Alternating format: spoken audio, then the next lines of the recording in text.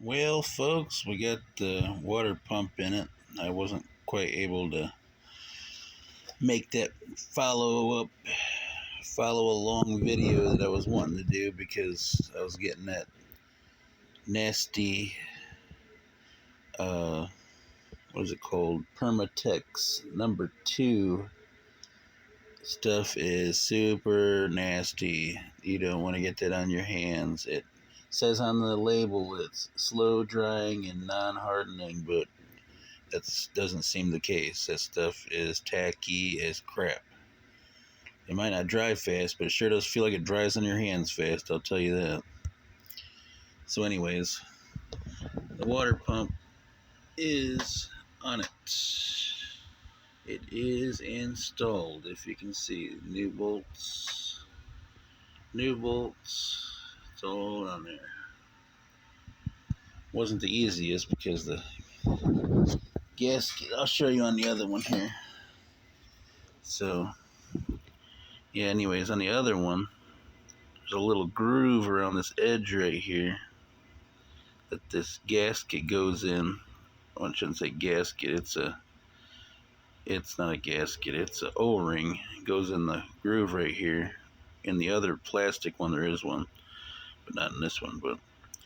And then you gotta watch, because it keeps trying to fall out, so I went ahead and put a little touch of that glue around that Permatex around that seal and stuck it in there to hold it in place for me so I could put it together.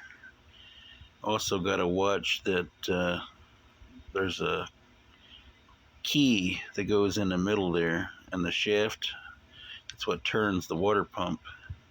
So that's got to be in place too. I just took a little touch of that sealant, or I should say that Permatex, and put it in there and stuck the key in that held it in place for me.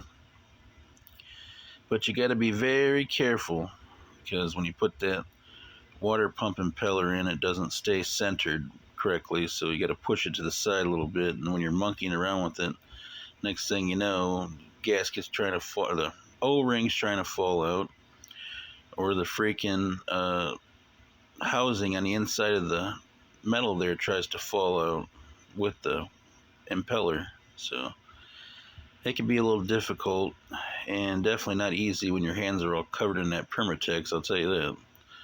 So, but either way, we got it together, and we'll be getting it on the water here soon, I hope. But we got a little bit more to do yet. I had some pitting, like I said, there's some pitting in this lower here around the gear housing, so I just went ahead and cleaned it up real well, sanded it, and then I went at it, put some JB Weld. I mixed a 2-part epoxy up and just smeared it over the entire thing. So anywhere there was really bad pitting, and mostly I was concerned about the lower, though. I just didn't want to have a hole come in, a leak or whatever, you know. So I just sealed it up, and once it cures out after about 15 hours, I can go back and sand it down smooth anyways. That's what I plan on doing to this. Anywhere there's some real rough pitting going on, I just put a little bit of that JB Weld. I plan on going back, sanding it down, and painting it up so it looks nice. But after I get this lower installed back on the motor itself, the housing, the motor housing, I don't know what you really call it, but the lower goes on there, and then after that lower gets on there, then I plan on putting the power head back on the motor housing, I like to call it, because there's 3 parts. There's a center block piece, and then the lower goes through it, and then there's a motor mounts on the top of the housing. So on top of that shaft right there on the right, it's coming out of there. But anyways, we appreciate you watching our videos, folks. Try to explain as much as we can to you along the way, so maybe you can learn a little bit about it too, if you feel like it. But we appreciate you watching, and if you haven't done so already, please like and subscribe, and enjoy all the videos. Thank you.